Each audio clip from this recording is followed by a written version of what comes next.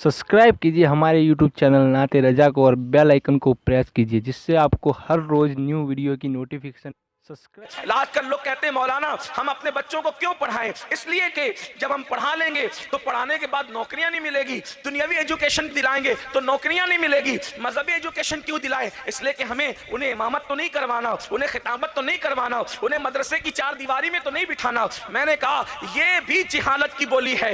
लोग कहते हैं नौकरियां नहीं मिलती इसलिए दुनियावी एजुकेशन नहीं दिलाते। हमें किसने कह दिया कि दुनियावी एजुकेशन हम नौकरी की वजह से दिलाते हैं? हम नौकरियों की वजह से बच्चों को नहीं पढ़ाते, हम तो अच्छा इंसान बनाने के लिए अपने बच्चों को पढ़ाते हैं। और बात यह है, आप कहते हैं हाफिज बनाएंगे, आलिम बनाएंगे तो मस्जिद में इमामत करनी पड़ेगी। मैं आपसे पूछना चाहता हूं ये किसने जिहालत की बात कह दी कि हर हाफिज कुरान के लिए इमामत फर्ज है और हर आलिम दीन के लिए मदरसे की चार दीवारी में नौकरी करना लाजमी है? आपसे पूछना चाहता हूं इमामुल अइम्मा, सिराजुल उम्मा, काशिफुल गुम्मा किस मदरसे के सर्वेंट थे? वो किस मदरसे में नौकरी करते थे? वो किस मस्जिद में मुलाजिमत करते थे? अल्लाह की इज्जत की कसम, मेरा इमाम जिसे दुनिया इमाम आजम अबू हनीफा के नाम से जानती है, करोड़ों हनफियों का इमाम है और उन करोड़ों हनफियों में गरीब नवाज जैसा हनफी, महबूब इलाही जैसा हनफी, दादा अली हुजवेरी जैसा हनफी, अल्लाह अकबर कुतुबुल अक्ताब बाबा कुतुबुद्दीन बख्तियार काकी जैसा हनफी, अपने नमाज जनाजा खुद पढ़ाने वाला साबिर पाक जैसा हनफी, ऐसे हनफियों का इमाम है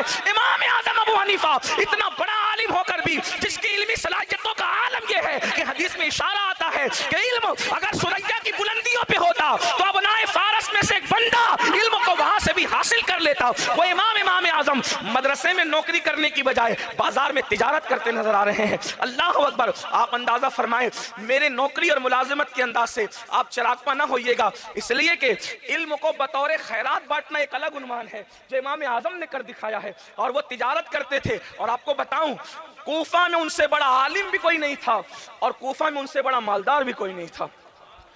आज जरूरत है हम अपने बच्चों को दीनी और दुनियावी एजुकेशन दोनों दिलवाएं। उसका क्या नतीजा क्या निकलेगा? नतीजा यह निकलेगा जब भी आप सुनेंगे आज एजुकेशन न होने की बुनियाद पर हमारी कौम के ताजिर 250 रुपए की चप्पल बेचने के लिए अल्लाह की झूठी कसम खाते हैं। इतना गिर चुका है मुसलमान, 200-250 रुपए की चप्पल बेचने के लिए अल्लाह की झूठी कसम खा रहा है। और अल्लाह की झूठी कसम खाने पर उसको क्या वईद है कुछ पता ही नहीं है, नहीं मालूम है उसको झूठी कसम का अंजाम क्या है। किसी दोस्त को मनाने के लिए अल्लाह की झूठी कसम खा रहा है। हद तो यह है कि 100 रुपए की पालक की सब्जी बेचने के लिए वो अल्लाह की झूठी कसम खा रहा है। और झूठी कसम का खमियाजा क्या है, उसकी सजा क्या है?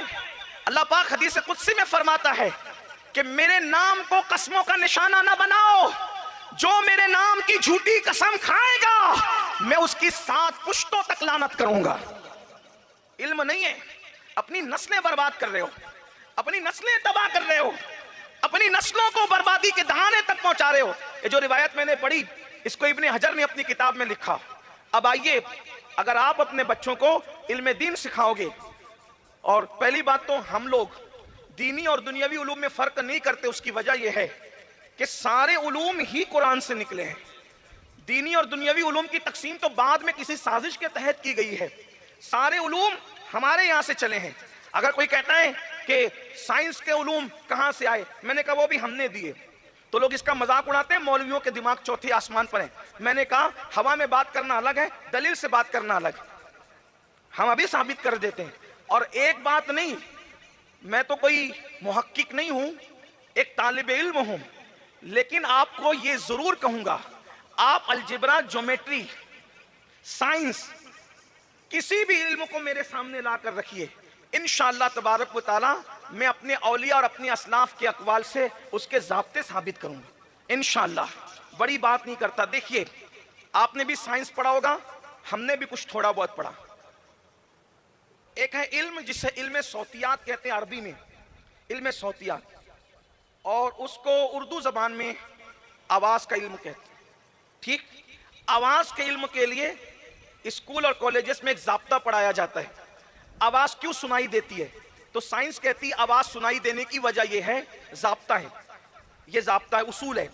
ज़ाब्ता यह है आवाज इसलिए सुनाई देती है कि आवाज की लहरें हवा के दोष पर सफर करती है। यही ज़ाब्ता है। इंग्लिश मीडियम में भी, उर्दू मीडियम में भी, मराठी मीडियम में भी, हिंदी मीडियम में भी यही उसूल है ना कि आवाज की लहरें हवा के दोष पर सफर करती है। इसीलिए जहां हवा नहीं होगी वहां आवाज सुनाई नहीं देती।